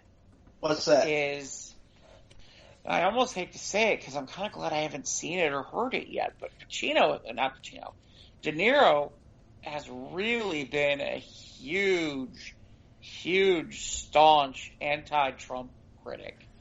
Well, and yeah. I'm surprised that I have yet not to see anything about boycott this movie, blah blah blah. Whereas I have seen that. Oh, I have. Okay, I haven't seen it yet at all. Well, okay, I have read, on the boards, about the boards. Oh, I mean, like bulletin boards, like cork boards. Well, like on the media boards. Media boards.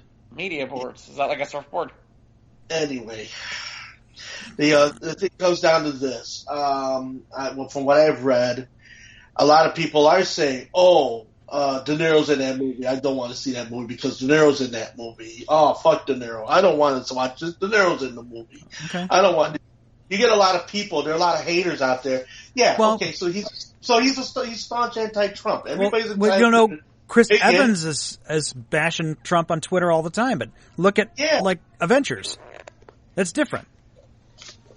Well, so it just comes down to, if you can get past that and just go on the basis of, he's an actor in a movie, then just, go see the movie. I mean, really? I mean, what he believes or doesn't believe in, who he likes or doesn't like, don't make me a great goddamn anyway. It's kind of like, Yeah, I agree with you, but, it's a different world now. Yeah. Really Hollywood boycotts, and I'm not sure if this is going to... Yeah, trust me, my favorite is when certain people who are conservative sit there and point to the fact that they didn't watch the Oscars. Have you watched the Oscars? Usually it's boring as hell. Nobody really wants to watch the Oscars. I haven't watched the Oscars in years. It's a yawn for me. It's a big yawn. The Grammys are a yawn. You know, any award show. All these award shows, the ratings are falling every year because less and less people, well, partly because less and less people are watching broadcast television, and they're watching it on streaming events through that. But at the same time, but a lot of it is gone. And because of the fact that... And they're just boring. And they're just, well, besides being boring, are they really all that accurate? How many times have you watched the Grammys and you've watched the Academy Awards and all the other award shows, and you sit back and say, I didn't see that coming. And you're just like, okay. And of course, you know, here we go back with the Rock and Roll Hall of Fame, you know, the people that... Well, I gotta be honest with you, when it comes to the Grammys, that happens more than I would like. Yeah, it does. There's some stuff that the Grammys does. I don't recognize these people at the Grammys. Well, it's not even that. It's like, okay, here's who makes the most sense. And then, what was the year where Steely Dan won? And they should never have won. Right. I can't remember what year that is, but you know what I'm talking about. No, I know what you're talking about. Or Paul McCartney has a new album that got nominated, and nobody's heard that album at all, and it's like, how is that not... I don't... That's because you got 100 motherfuckers who are so out of touch with what's going on in the real world voting on this shit, you know, and that's it's like... What? It's so funny, because it's like, people sit there and yell about Kanye West, and it's like, it's hard to disagree with him when, like, when he did College Dropout, it was this phenomenal album, and he loses to, what, Arcadia Fire or something like that? Shit. Yeah, he lost to Arcadia Fire. I'm like, fuck you, really? Are you kidding me? No. Yeah, the Grammys are really bad about that stuff. The Grammys have always been bad about that. I mean, if really, you go online and look at the history of best song for the Grammys, you'll be sitting there saying, how the fuck did that happen? Isn't that, like, wasn't there that year, like the year that, like, Thriller came out and all the big albums were out, I don't even think Thriller won best album. No, it didn't. I'm pretty sure it didn't. No, some of the most obvious best album choices. He got a bunch of awards for a bunch of other shit, but one of them was not best album. Right. Like, did Purple Rain win best album of the year? I don't think it did. Yeah, Purple Rain won best album. Okay. Okay, and he won. Why is it? And then Purple Rain won the Academy Award for Best Picture. No, it didn't win Best Picture. Yeah, it did. No, it did not. Check again. I'll check the internet. Did not win Best Picture. No, he got an Academy Award for that picture. Well, he might have got it for music, but he did not get Best Picture. I don't know. I think he got it for something that had to do with Purple Rain. I'm checking. Okay. I'll sit here and I'll whistle a tune. No way. There is no way. Okay, well, I can't whistle. Anyway, I know that he did this. I remember that year he did the performance of Purple Rain. I remember him on stage knocking a microphone down and going into this ear-splitting, solo on his guitar the night that he was on the Academy, or was at the Grammys. I was one of them. He did win an Oscar. He did not win. The film won an award for Best Original Song Score. Right. Oh, okay. Well, all right, but he did win an Oscar. Anyway. Yeah, but not Best Picture. No, he didn't win Best Picture. That's a difference. Okay, I stand corrected. All right. I'm a boomer. I'm old. Okay, boomer. Thank you. By the way, hey, Ivan. What? I'm looking at something here because Google always pops up a million questions. Yeah. One of them was who has the most Grammys. This is an item from January 29, 2018. Any guess who has the most, according to this, who has the most Grammys? I'm sorry. I like I said, since I don't follow the Grammys, I don't know. Babs? I don't know. No, not Babs. Lord? Honestly, I don't Honestly, there's certain names here I don't even recognize. Lord. there are names that I don't even recognize here, if I'm being honest. First of all, wait, why is Fox doing this? See, this scares me all by itself. Fox is, watch, I'm going to say this name and Ivan's going to know who it is. Georgie Soloti? Who the hell is this guy? Is it like a producer or something? I don't know. Oh, Chicago Symphony Orchestra musical director. Of course. Sure, that makes sense. He has 31. Okay. This is before, by the way, the 2018 Grammys, so this could have changed. But he had 31. He's the musical director for the Chicago Symphony Orchestra. Okay, sure. Next is Quincy Jones at 27. Yeah. Sure, I know who that is. Okay. Alison Krauss. Alison Krauss? Interesting. 46-year-old artist holds distinction as the female artist with the most Grammys and the female with the most awards in the country field. That I never would have imagined. I don't even know who she is. Well, I've heard of Alison Krauss. Yeah, she's kind of a jazz kind of pianist. Yeah. She's kind of up there she's kind of like Nora Jones. And... Yeah, she did she did a Christmas album. She did a cover of, this one girl I was talking to. She did a cover of Billy Joel's I Love You Just the Way You Are. Mm. Oh, okay, Just the Way You Are. All right. Just like there's another. Okay, so the next guy is some guy named Pierre Boulez. Okay, he's a conductor too. Okay. Okay. Another conductor. Right. I'm noticing a trend here. Okay. Vladimir Horowitz. I don't even. Okay, Vladimir Horowitz. Yeah, he's another 25. conductor. Yeah, he's another Stevie Wonder at 25. Right. And then John Williams is at 24, which makes sense. Okay, well, yeah, movies, of course. Yeah. Here's the scary part. Huh? The scary part. What? Beyonce is already up to 22. Well, maybe not so much, but okay. Beyonce's tied with Chick Corea and U2 at 22. Okay. Again, and this was 28. This is before the Grammys in 2018. This doesn't include 2019. This doesn't include the last 2 years. That's right, the 2018 Grammys. Beyonce, Okay. Beyonce. Well, give you a hint. Probably John Williams will pop up a little bit because I'm sure he's doing shit for Rise of Skywalker. Film scores. So. Yep. For sure. So that'll help him out quite a bit. But yeah, like I said. I mean, as far as like the Grammys are concerned, yeah, no real basis in reality for a lot of it. It's just like. See, the funny part to me about the Grammys is that they still have not figured out it's about the music. It's about the musical acts versus the awards. Do you know that they don't? Do you know they don't give those awards away? They have to pay for them. Who? Yeah, they don't give those Grammy Awards away. The people that won them have to pay for them. Shut up. Really? Yeah. No way. Yeah. It's just like getting a star on the Walk of Fame. You have to raise the money in order to put it in. Yeah, just like the Oscars, same thing. Those people don't give those awards away. They pay for them. It's a pittance for a superstar submitting salary. For nominations. What? You mean like submitting for nominations? Like, didn't Disney just submit a whole bunch of nominations for Endgame? Yeah, I don't know if they submitted.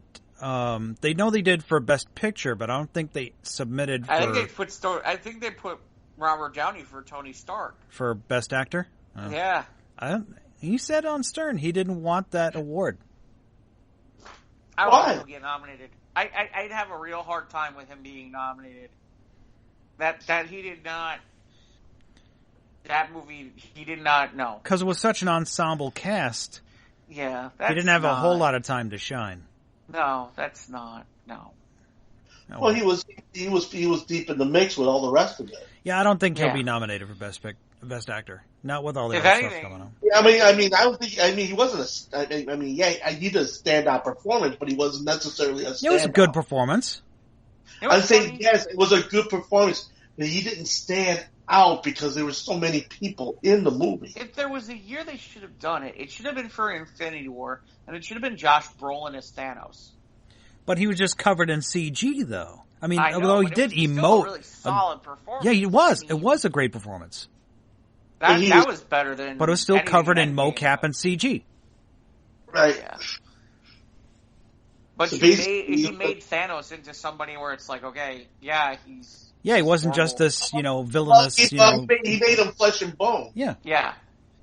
By the way, there is a study from something called Instacart from Harris Poll. 2,000 Americans were polled about Thanksgiving dinner. Hashtag war on Thanksgiving. Yep. All right. Pretty strong. Okay. 8% of Americans will attend Thanksgiving dinner this year. That's a good sign. Yes. To host or not to host? Well, some will jump to the chance to host and control the menu. Others will go at great lengths to avoid it altogether. It seemed like a good idea at first. That's 80% of adults who hosted Thanksgiving dinner. 21 admit to have pretended to enjoy it. Additionally, 17% of those have said they regretted it after offering to host. Well, one thing about it though, there's over 30 vendors that are actually closing this year for Thanksgiving because they want people to be home with their families. Yeah. Okay, that's a different whole issue with the whole Black Friday shit. But as far as I've always enjoyed being in a home where we're hosting, so that way you get the leftovers. So here's fun. Like I said, there's some interesting stats in here. What did you forget this time? 74% have needed to go to the grocery store 2 or more times to get all the necessary ingredients. Well, the day before or the day of, that can be trouble. It's interesting. They don't say. Yeah. 59% of Americans say they would prefer to host Thanksgiving so they can make the dishes they like. Right. I get that one. Uh-huh. Here's the fun one. Certain people would be willing to make big sacrifices to avoid hosting. 40% of millennials would rather give up sex for a month than be responsible for cooking Thanksgiving dinner. Oh. Wow. 42% of men would rather give up watching football for a month. They're crazy. Than be responsible for cooking Thanksgiving dinner. Giving up football for a month? Are you crazy? No way. I'd rather cook. No way. No, I'll cook a bird. Sure. Not well, but I'll cook it. No, I cooked it, and I have done it well, if I must say so myself. Okay, get this: 29% of Americans and 39% of them being millennials would rather give up their phone for a month than be responsible for cooking for Thanksgiving dinner. Wow. That's translation. There are a lot of people afraid of cooking Thanksgiving dinner. Well, it's not the holiday we knew it as. Well, it's funny because it's like, I get it. You screw up Thanksgiving, everybody's talking about it. Well, yeah, it becomes the butt-in of the reunions and the butt-in of the holidays. It becomes the butt-in of the situation. Oh, yeah, well, the reason why we're not hosting Thanksgiving dinner because, oh, my God, that pumpkin pie was abysmal. Oh, and the bird was dry. Who the hell thought of putting celery into stuffing? And what the hell is wheat germ? Well, there's a couple of legendary almost didn't happen kind of stories with my family. The one Easter where my aunt cooked an Easter ham with the plastic wrap still on it. Oh, no. So he couldn't. So then my Uncle Stanley trying to get the cloves in. He couldn't get the cloves in. The plastic's still on the ham, Kara. Oh, my God. And there's one Thanksgiving where the oven cleaning... The oven was set to clean accidentally, and the oven was locked for 15 minutes. So that was a panic for. But that was a Thanksgiving. It almost didn't happen, but. Oh no! So I do have a few more things on this, which you'll get a kick out of. All right. So 68% of Americans secretly dislike a classic Thanksgiving food, but eat it in anyway because of tradition.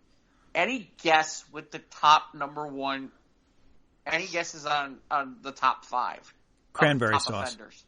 Cranberry sauce is number 1 with a bullet. 29%. I can't stand cranberry sauce. Yeah, I don't even touch it. No, me neither. I like it if it's fresh. No, we always had the can. We just take the can and slice it into the cylinder into slices, into discs, and that was on a plate on the table. It's funny when you say about the cranberry sauce, Iron. Nearly half Americans, 46%, said canned cranberry sauce is disgusting. While people may hate it, Instacart customers bought 50% more canned cranberry sauce than fresh cranberries last Thanksgiving. 31% of Americans serve their canned cranberry sauce in the shape of the tin can. Yeah, that's what we do. As opposed to patching it up. We just slice the cylinder into discs. Yes, I've seen that. That's what we do. I've experienced that, yes. Yeah, it makes a little sound like... Now it goes. I came up with pumpkin pie. I can't do pumpkin pie. See, yeah, I'm not big on pumpkin. I'd rather have apple pie. Pumpkin pie is number 4 on the list of top offenders. 21%. Okay. I'd rather have apple on pie. 2 and 3. I'd rather have apple. I'd rather have cherry, blueberry, any other pie, but pumpkin pie, I can't do it. Like a pecan or apple, please. We have a green bean casserole that everyone digs. It's funny, green bean casserole is at 24%. Yeah, really? Top offenders. I'm with you. I like green bean casserole. I like green bean casserole. I like green bean casserole. With the cream of mushroom soup in it? Yeah. And then the dried onion on top of it? On top? Yep. Sprinkled on top? Yeah. Yeah, no, that's why keep in mind. So that was technically the number 2 top offender. Okay. Number 3 was sweet potatoes or sweet potato casserole. I'm not a sweet potato person. So, I'm a mashed potato. I'm not sweet potato. No. I'm the mashed potato guy. Let me give you a hint what's not on the top offender list. What's stuffing. That? I love stuffing. You know what? You don't even have to have anything else. Just have the stuffing. Yeah. If you have the stuffing... My mother makes the best stuffing ever. Yeah. Stuffing and gravy. Yeah, gravy's not on this list either. Number 5, rounding it out, by the way, is turkey. And potatoes and gravy. Yes. What was number 5? Turkey at 19%. I can see that if the turkey's not well done. Well, no, if the turkey's shitty, then that kind of throws everything else. Some people just don't like turkey. Thing is some people don't like turkey, and then it puts you to sleep because of the tryptophan. It is a little. I can see why some people might not like it. Mm-hmm. Oh, no, I mean, if you don't like turkey, that's all good and fine, but if somebody makes a bad turkey, then that's what gravy's for. Yeah. By the way, just an FYI, 30% have served something else other than turkey as the main dish. According to this, many millennials, 42% of millennials who host serve something other than turkey. According to this Instacart that was doing this poll, pork is the second most ordered protein behind turkey for Thanksgiving. No. Now, I'm curious if they distinguish the difference between pork and ham. Well, if it's ham, if it's like a glazed ham, I'm all about glazed ham. Yeah. I'm all about it. Now, pork, if they're talking about like pork loin or pork brisket or that kind of pork, unless, like a white meat type of pork, I'm all about it. Yeah, I can do that. That's what we do for Christmas. We have a beef loin and a side of pork as meat for Christmas dinner. Because I like ribs. I like that. I like I like ribs. So the pork gravy is good, but I like turkey gravy better. Yeah, I like brown gravy, between brown gravy and turkey gravy. Just like I said, I kind of want to. There's a little bit more on this that I thought you guys would find interesting. The green bean. It's funny. We talked about the green bean casserole. Cream of mushroom soup purchases were up 59%, and fried onions up 85% 3 weeks leading into Thanksgiving last year, according to Instacart purchase data. But here's what's interesting. Fresh green bean purchases outweighed canned green bean purchases by 30%. Well, because they taste better. Well, yeah. But I think it's interesting because it sounds like people, if they're going to do it, they want to do it right. So here's the interesting one. What's that? Instacart yearly sales data revealed that people buy more Cheese Whiz in the 3 weeks leading up to Thanksgiving than any other time of the year. hors d'oeuvres. Last year they tracked 158% increase in Cheese Whiz sales 3 weeks before Thanksgiving. Compare that to 126% increase before Christmas. You know, a lot of hors d'oeuvres, crackers, saltwater crackers, Ritz crackers, things like that, you know. We have cheese cubes and we have cheese spread, but I do not eat Cheese Whiz. I do cheese cubes. I like different types of cheeses. I like the little summer sausages when they're cut and put on crackers. I like that with cheese. Do you like Cheese Whiz? Not particularly. See, I'm not big on it. I mean, not particularly. It depends on what application it is in, but for the most part, no, not so much. Yeah. So, I like couple other, like I said, there's some really extensive thought here. Like, for example, 23% of Americans not interested in saving Thanksgiving leftovers. 32% of them are millennials who think that, compared to 18% of boomers. 59% of Americans agree that Thanksgiving is an excuse to eat things they would otherwise ban from their diet. But 44% say they try everything in their power to find healthier options on that day. Despite things like cauliflower being a popular alternative to potatoes and rice, those virtually give way for Thanksgiving because those things dip down because people would rather buy the other shit. Okay, so pie. Yep. So of them, pumpkin pie, 31% is the top of the list, followed by apple at 18, pecan at 18. So apple and pecan tied out at 18 behind pumpkin. Not cherry. That makes sense. Pecan's more of a seasonal pie around that time of year. Well, yeah. I mean, cherry's more spring, summer kind of food. Well, and if you're south, pecan has got more... It's got more lore down south. Yeah, more lore to it. Yeah, or even someplace like Indiana, pecan has a little bit more to it. So yeah, there's a whole bunch of stuff about types of wine and all that stuff. Like I said, I can stop here, but yeah, I thought you'd get a kick. Yeah. Okay. Well, just a little nugget to tide us over until Thanksgiving is in 2 weeks. Yeah, I just thought it was kind of interesting, No, it's real interesting to find out. But at least it's nice to know that, that Thanksgiving is not evaporated completely, which is nice. Yeah. Which is nice because I also read that they're showing the Charlie Brown Thanksgiving special day before Thanksgiving, which, it's kind of funny. They showed the Christmas special before they're going to show the Thanksgiving special. Are they really? What? Yeah. Yeah, my understanding is that they're showing the Christmas special before they're going to show the Thanksgiving special. No way. That's my understanding. I know there are some channels that run the Christmas specials on Thanksgiving night. Right. But one thing real quick, I wanted to bring this up. I saw this on my Facebook feed. I guess in Oak Park, Val's Hala Records in Oak Park is closing after 47 years. Yeah, because the owner, Val herself, passed away last year, and they tried to keep it going with the current, the current office people that were there, but unfortunately they couldn't keep it afloat. So now people are able to buy the things that made the store great, including the Elvis shrine that's in, that's right next to the bathroom, which was a big draw for many, many years, the Elvis Shrine. And not to mention the fact that, she was such a wonderful person. I went to Valhalla's record store, when it was in its original location.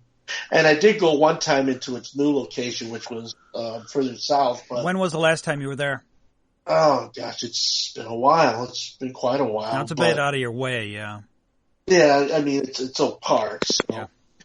But the thing about it was every time that I ever went there, she always had a smile on her face, very friendly, very knowledgeable person, very down to earth, wonderful person. And it's just sad to see such an institution get closed up after so long. But That's the much older record stores have either closed down or have been reinvented, like Bob Cussa's Jazz Record Mart, which is at its new location. It's a much reduced store. It's a smaller store now, and people are still going there. And the spread of smaller stores has made its way out. I mean, you have places like Record Breakers and Transformer and a number of others. Of course, Electric Jungle have Dusty Groove, have Lloyd's Planet Sound. You still have a lot of the standalone stores that are still making that an experience.